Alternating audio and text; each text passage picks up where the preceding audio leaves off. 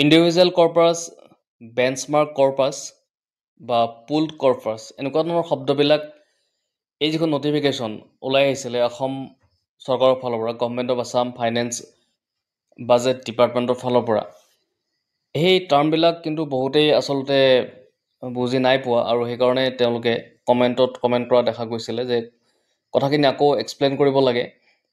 আমি সেইকাৰণে এইটো ভিডিঅ' প্ৰস্তুত কৰিছোঁ, বিশেষকৈ কৰ্মচাৰী পেঞ্চনাৰসকলৰ কাৰণে, যে ইয়াতে গোটেইখিনি কথা আমি পঢ়ি নাথাকোঁ, কিন্তু ইয়াৰে মেইন পইণ্টছবিলাক, যিখিনি কি পইণ্টছ আছে, যিখিনি বস্তু জনাৰ কাৰণে খুবেই দৰকাৰী, যেনেকৈ মই অলৰেডি মেনশ্যন কৰিলোঁ যে বেঞ্চমাৰ্ক কৰ্পাছ বা ইণ্ডিভিজুৱেল কৰ্পাছ বা আপোনাৰ পুল্ড কৰ্পাছ, এই বস্তুবিলাক কি, সেই টাৰ্মবিলাক আচলতে কি, তো সেইবিলাক আমি আলোচনা কৰিম।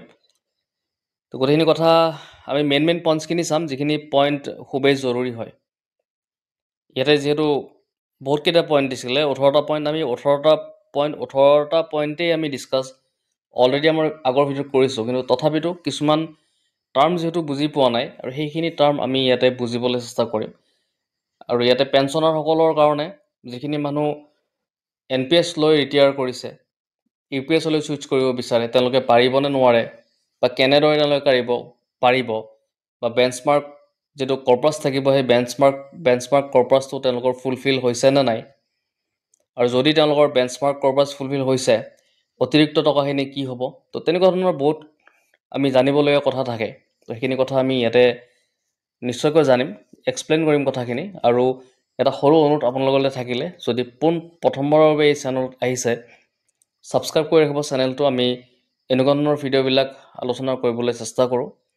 আহক আমি ভিডিঅ'ৰ মূল বিষয়বস্তুলৈ আগবাঢ়িছোঁ। এতিয়া এইখন নটিফিকেশ্যন হৈছে NPSৰ পৰা UPSলৈ সলনি কৰাৰ সুযোগ ইয়াতে দিয়া হৈছে। যদি আপুনি NPSত পেঞ্চনাৰ হিচাপে বা NPS হিচাপে আপুনি কৰ্মৰত হৈ আছে বা NPS কৰ্পাছত আপোনাৰ পইচা কাটি আছে, তেতিয়াহ'লে আপুনি UPSলৈ ছুইচ কৰিব বিচাৰে, তেতিয়া সেই সুযোগ আপোনালোকক দিছে, আণ্ডাৰটেকিং আপোনালোকক দিছে। সেই আণ্ডাৰটেকিংখন আমি অলৰেডি আগৰ ভিডিঅ'টোত আমি আলোচনা কৰি থৈছোঁ, আপোনালোকে চাব সেইখিনি। তো আমি ইয়াৰে আজি কি পইণ্টছখিনি চাম। তো বৰ্তমান NPSত থকা ৰাজ্যিক চৰকাৰৰ কৰ্মচাৰীয়ে UPSলৈ সলনি কৰাৰ সুযোগ দিয়া হৈছে ইয়াৰ এই নটিফিকেশ্যনখনৰ জৰিয়তে। আৰু আমি জানো UPS এটা নিৰ্দিষ্ট তাৰিখৰ পৰা কাৰ্যকৰী কৰা হৈছিলে কেন্দ্ৰীয় চৰকাৰত, 2025 1 এপ্ৰিলৰ পৰা কেন্দ্ৰীয় চৰকাৰত এইটো কৰা হৈছিলে। তাৰপিছত আমাৰ অসম চৰকাৰতো এইটো এপ্ৰুভ কৰা হৈছে। এতিয়া হৈছে যে পেঞ্চন লাভ কৰিবলৈ হ'লে আপোনালোকে কিমান বছৰ কাল চাকৰি আপোনালোকে কৰিব লাগিব, আৰু আপোনালোকে কিমান বছৰ চাকৰি কৰিলে যিটো আপোনাৰ বেচিক পে' থাকে, বেচিক পে'ৰ আধা আপুনি পেঞ্চন লাভ কৰিব, সেইখিনি কথাও জানো। প্ৰথমতে পেঞ্চন লাভ কৰিবলৈ হ'লে আপোনালোকৰ মিনিমাম 10 বছৰ এটা চাকৰি লাগিব। 10 বছৰৰ ডাউনত যদি আপুনি চাকৰি কৰে, তেতিয়াহ'লে আপোনালোকে এই UPSৰ সুবিধা ল'ব নোৱাৰিব। 10 বছৰ লাগিবই, এইটো এটা হৈছে আপোনাৰ মিনিমাম এটা টাৰ্মছ এণ্ড কণ্ডিশ্যন।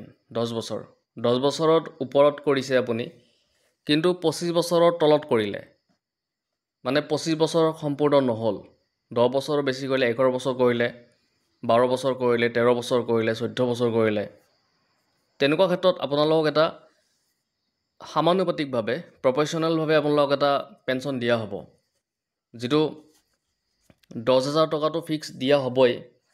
তাৰ লগত যদি 10ৰ ওপৰত কৰিছে আপুনি চাকৰি, 11, 12, 13, 14, 15 বা 20 বছৰ, সেই অনুপাতত আপোনালোকক এটা সামানুপাতিকভাৱে পেঞ্চন এটা দিব আপোনালোকক। আৰু সেই 10,000 টকা 10 বছৰ চাকৰি কাল কৰিলে, আৰু 25 বছৰৰ যদি আপুনি এবভ কৰে বা 25 বছৰ আপুনি যদি চাকৰি কৰে, তেতিয়াহ'লে আপোনাৰ যিটো বেচিক পে' থাকিব, সেই বেচিক পে'ৰ আধা আপুনি পেঞ্চন পাব, লগতে ডিয়াৰনেছ এলাউঞ্চ পাব। OPSৰ কথাটো আছিলে এনেকুৱা যে বেচিক আৰু আপোনাৰ বেচিক পে' প্লাছ ডিএৰ আধা কৰি সেনেকৈ আপোনাৰ OPS পাইছিলে। কিন্তু UPSৰ ক্ষেত্ৰত সেইটো নহয়। UPSৰ ক্ষেত্ৰত আপোনাৰ যিটো মূল দৰমহা আপুনি পায়, বেচিক পে' পায়, বেচিক পে'ৰ আধা পাব, যদি আপোনাৰ সেই সময়ত 1,00,000 টকা যদি দৰমহা বেচিক পে যদি 1,00,000 টকা হয়, 1,00,000ৰ আধা 50,000 টকা আৰু তাৰ লগত ডিয়াৰনেছ এলাউন্সখিনি পাব। সেই সময়ত যিমানখিনি ডিয়াৰনেছ এলাউন্স আছে বা 50%, 30% যিয়ে হয়, সেই পইচাখিনি লগত পাব। সেইটো 25 বছৰ পাৰ কৰিব লাগিব। কিন্তু 25 বছৰৰ যদি কম কৰে, তেতিয়াহ'লে আপোনালোকে সমানুপাতিকভাৱে এটা পেঞ্চন লাভ কৰিব, কিন্তু সেইটো বেচিকৰ আধা নহয়। ডিয়াৰনেছ এলাউন্স তাতো থাকিব। 10 বছৰ ওপৰত কৰিলে আপোনালোকে 10,000 টকা পেঞ্চন এটা পাব, ফিক্সড পেঞ্চন। তাৰ লগত ডিয়াৰনেছ এলাউন্সখিনি যোগ হৈ থাকিব। সেইটো পায়ে থাকিব আৰু প্ৰত্যেক মাহতে। তো গম পালে এইখিনি কথা। এইখিনি হৈছে ক্ৰাইটেৰিয়া এজন পেঞ্চনৰ ক্ষেত্ৰত, যেতিয়া তেওঁ ৰিটায়াৰ কৰিব বা যদি ভলেণ্টিয়াৰ ৰিটায়াৰ লয়, সেইটো মানে 10 বছৰ তেওঁৰ চাকৰি হ'ব লাগিব UPSৰ ক্ষেত্ৰত যদি পেঞ্চন ল'ম বুলি ভাবিছে। এতিয়া আমি কৰ্পাছৰ কথা অকণমান কওঁ, কণ্ট্ৰিবিউশ্যনবিলাক কেনেদৰে হয়, বা ইণ্ডিভিজুৱেল কৰ্পাছ বা পুল কৰ্পাছ বা বেঞ্চমাৰ্ক কৰ্পাছ, এইবিলাক কি বস্তু এটা জানিম। এতিয়া ইণ্ডিভিজুৱেল কৰ্পাছ এটা থাকিব, কৰ্মচাৰীসকলৰ ইণ্ডিভিজুৱেল কৰ্পাছ থাকিব, আৰু সেই ইণ্ডিভিজুৱেল কৰ্পাছত আপুনি যিটো বেচিক পে পায় প্লাছ আপুনি DA যিটো পায়, বেচিক পে প্লাছ DAৰ 10% টকা আপুনি কণ্ট্ৰিবিউট কৰিব লাগিব, 10%।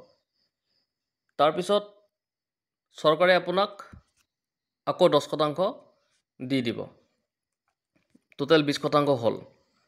তাৰপিছত চাব 8.5% এটা আৰু এটা দিব আপোনালোকক, সেইটো হৈছে পুলড কৰ্পাছ বুলি কয়, আৰু সেইটো আপোনালোক অতিৰিক্তকৈ 8.5% দিব।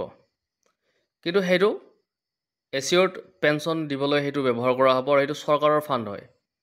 সেইটো মানে নিৰীক্ষণ চৰকাৰে কৰিব, এইটো চৰকাৰৰ এটা এক্সট্ৰা ফাণ্ড এটা থাকিব 8.5%, সেইটো আপোনাৰ পুল কৰ্পাছ বুলি কোৱা হ'ব।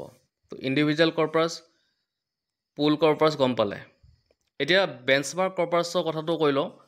তো বেঞ্চমাৰ্ক কৰ্পাছ হ'ল আপুনি UPS পেঞ্চন পাবলৈ হ'লে এটা টকা আপোনাৰ কৰ্পাছটো জমা হ'ব লাগিব, আৰু সেই টকাটো যদি আপোনাৰ ছাপ'জ জমা হ'ব লগা হৈছে 10 লাখ টকা, তো সেইটোক কোৱা হ'ব আপোনাৰ বেঞ্চমাৰ্ক কৰ্পাছ। তো 10 লাখ টকা আপোনাৰ জমা হ'বই লাগিব।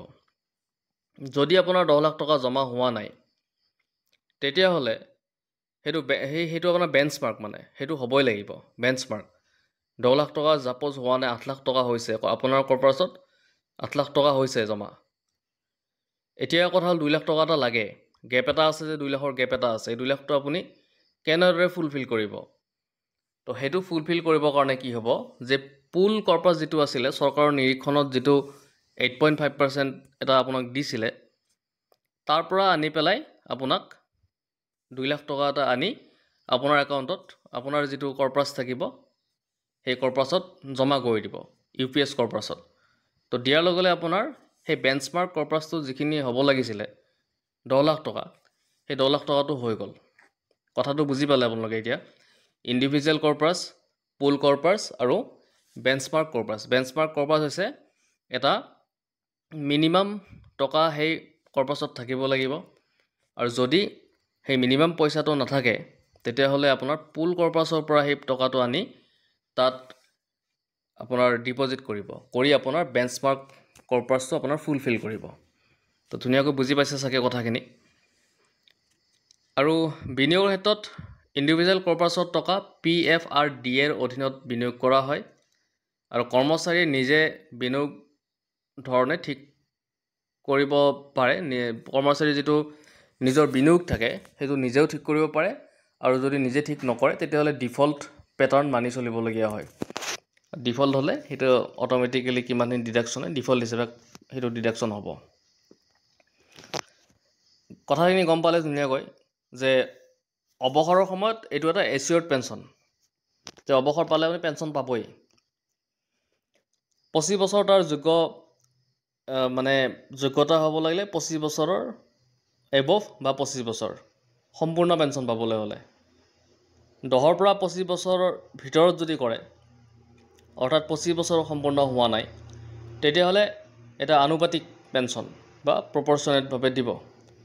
আৰু নিশ্চিত নিম্নতম পেঞ্চন হৈছে 10,000 টকা যদি 10 বছৰ কাম কৰে। তাৰপিছত পৰিয়াল পেঞ্চনো পাব, ফেমিলি পেঞ্চন। ফেমিলি পেঞ্চনটো হ'ব যে 60%। আপুনি যিখিনি পেঞ্চন পাই আছিলে তাৰে 60% পৰিয়াল পেঞ্চন দিব, মানে ফেমিলি পেঞ্চন।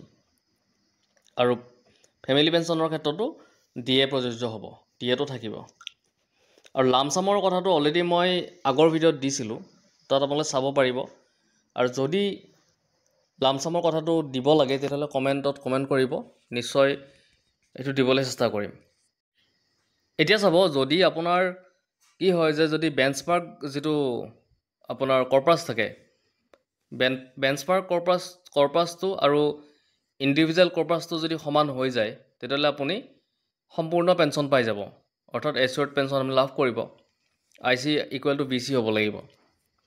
যদি আপোনাৰ ইণ্ডিভিজুৱেল কৰ্পাছটো ইজ গ্ৰেটাৰ দেন BC, অৰ্থাৎ আপোনাৰ যদি ইণ্ডিভিজুৱেল কৰ্পাছটো বেঞ্চমাৰ্ক কৰ্পাছতকৈ বেছি হৈ গ'ল, যেনিবা বেঞ্চমাৰ্ক হৈছে আপোনাৰ মিনিমাম এটা পইচা, সেই মিনিমামতকৈ যদি আপোনাৰ তাত জমা কৰা পইচা যদি বেছি হৈ যায় তেতিয়াহ'লে বাকী যিখিনি পইচা আপোনাৰ বেছি হ'ব। ছাপ'জ আপোনাৰ কৰিব লাগিছিলে 10 লাখ টকা জমা, আপুনি কৰিলে 12 লাখ টকা জমা হৈ গ'ল মানে আপোনাৰ, তেতিয়াহ'লে সেই 2 লাখ টকাটো আপোনাক দি দিব, সেইটো এক্সট্ৰা দি দিব, মানে সেই পইচাটো আপোনাক দি দিব। আৰু মানে সমান যিখিনি হ'ব লাগে সেইখিনিয়ে হ'ব লাগিব, অৰ্থাৎ 10 লাখ টকা জমা হ'ব লাগে BCত, সেইটো আপোনাৰ যদি ICত যদি 10 লাখ টকা হৈ গৈছে তেতিয়াহ'লে আপোনাৰ এইটো ইকুইভেলেণ্ট হ'ল।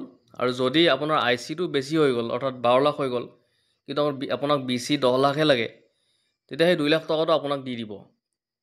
কিন্তু যদি ICটো BCতকৈ কম হৈ যায়, অৰ্থাৎ ইণ্ডিভিজুৱেল কৰ্পাছটো যদি আপোনাৰ বেঞ্চমাৰ্ক কৰ্পাছত কম হৈ যায়, তেতিয়াহ'লে আপোনাৰ সেইটো গেপ পূৰণ কৰিবৰ কাৰণে পুল কৰ্পাছৰ পৰা, যিটো চৰকাৰৰ 8.5% এটা জমা কৰে, তাৰ পৰা পইচা আনি আপোনাৰ ইণ্ডিভিজুৱেল কৰ্পাছত বেঞ্চমাৰ্ক কৰ্পাছত জমা কৰিব। যদি আপুনি সেই গেপটো পূৰণ কৰিব নকৰে, ছাপ'জ আপোনাৰ যদি গেপটো পূৰণ নহ'ল, তেতিয়াহ'লে আপোনাক এইটো প্ৰপৰ্চনেট পেঞ্চন দিব। কিন্তু 25 বছৰ চাকৰি কৰাৰ পিছত মানুহ এজনৰ সেইখিনি ফুলফিল হ'ব, তাত আপুনি 25 বছৰ কৰিলে আপোনাক সেইটো দিবই, সেইটো একদম এচিয়ৰ্ড হয়।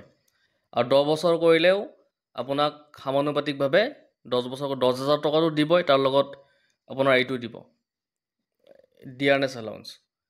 তো তেনেকৈ হয়। আৰু এই IC BC ক্ষেত্ৰত কিন্তু বহুত এটা দৰকাৰী ইম্পৰ্টেণ্ট কথাই আছিলে, আৰু সেইকাৰণে আমাৰ কমেণ্টত বহুতে কুৱেশ্যন কৰিছিলে যে এইটো ইণ্ডিভিজুৱেল কৰ্পাছ কি বা বেঞ্চমাৰ্ক কৰ্পাছ কি। তো সেই বিষয়ত আজি আপোনালোকে নিশ্চয় গম পালে চাগে। আৰু যদি এতিয়াও যদি কিবা আপোনাৰ অসুবিধা থাকিলে তেতিয়াও আপুনি কমেণ্ট কৰিব, আমি নিশ্চয় তাৰ ওপৰত আকৌ ভিডিঅ' দিবলৈ চেষ্টা কৰিম।